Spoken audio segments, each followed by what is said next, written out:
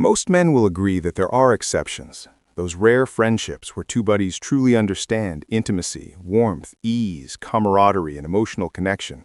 But for the majority, the darker and more universal truth is brutally simple. Friendship is unbelievably difficult for men, far more difficult than most dare to admit. For every man who can honestly say he has one close friend he can open his soul to, there are 8 others who quietly know in the most private corners of their hearts that they have no one they can confess their fears to, no one who knows their inner world, no one they can call at 3 a.m. when the silence becomes too loud. The heartbreaking part is that this loneliness isn't due to some failure or emotional incompetence on their part. It is the result of a deep, historical, societal conflict between what men are told they must be and what true friendship actually demands. Real friendship, the kind that heals, supports, protects, and sustains, requires vulnerability, emotional honesty, and the courage to let another person see the parts of you that feel unfixable. And yes, men can bond over football scores, cricket highlights, UFC fights, the latest tech, stocks, comics, gym routines, business, or philosophy, discussing everything from Manchester United's season to the S&P 500, from Plato's ideas to the Renaissance painters. But those conversations, while fun and engaging, never reach the depth required for genuine emotional intimacy. Friendship in its truest form begins at the moment a man dares to say something undeniably human. I feel like I'm losing my mind. My relationship is falling apart. I can't handle this pressure anymore. I feel insecure. I'm scared. Help me. It begins when a man admits that the mask he performs behind is cracking. I can't get it up anymore. I'm in love with someone I shouldn't be. The anxiety never ends. I hate who I've become. I feel completely alone. I'm afraid of failing. I'm pretending to be strong, but I'm exhausted. True friendship only forms when men reveal themselves to be flawed, scared, imperfect, emotional beings, when they confess the lies they use to protect their image and admit that the truth beneath is far more tender, far more painful, far more human than anyone suspects.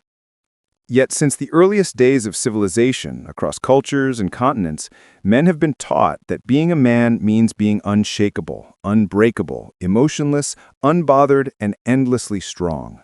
To be a man meant to swallow pain, hide weakness, silence fear, and never let another person see the cracks.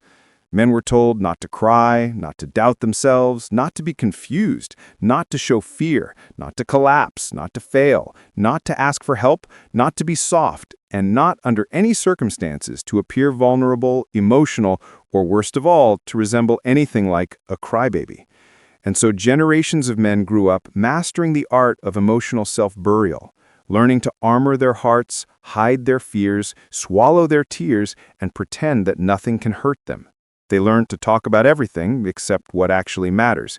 They learned to be present but never open, loud but never honest, friendly but never vulnerable. As a result, millions of men reach adulthood having never had a single deeply honest conversation with another man. Their loneliness isn't a flaw, it's a legacy.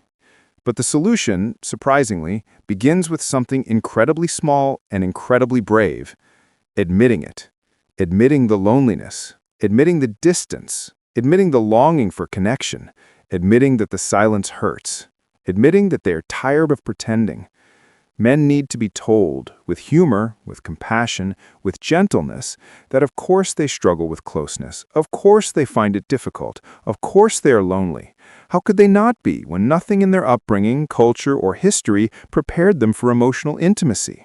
If we were serious about helping men build real friendships, we might create packs of conversation cards and hand them out at gyms, bars, cricket grounds, sports clubs, cafes, workplaces, driving ranges, everywhere men gather.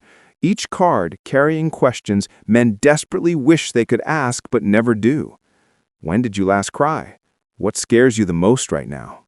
What do you wish someone understood about you? What do you want to be forgiven for? What makes you feel ashamed? What do you think about when you're alone? What secret pain do you carry? What does the small boy inside you still feel? Many would laugh at these cards, calling them foolish or unnecessary, but imagine the power they could hold. Imagine how many friendships might begin. Real friendships, life-changing friendships, if even one man dared to answer honestly.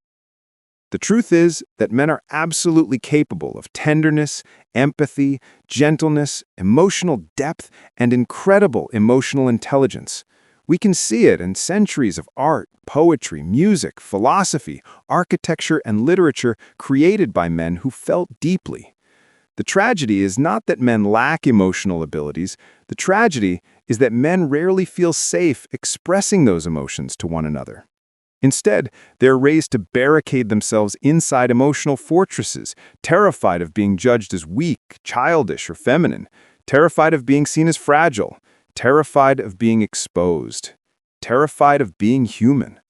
And so they spend decades, entire adult lifetimes, hiding behind humor, silence, anger, distraction, ambition, achievements, sarcasm, or emotional shutdown, all while quietly drowning in a loneliness they don't know how to escape.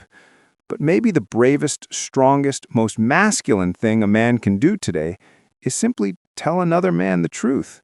Because somewhere near him, in his circle, in his gym, at his job, in his family, or sitting right next to him, there is another man feeling the exact same loneliness, carrying the same fears, waiting, desperately, for someone to go first and say what they both feel but never say out loud.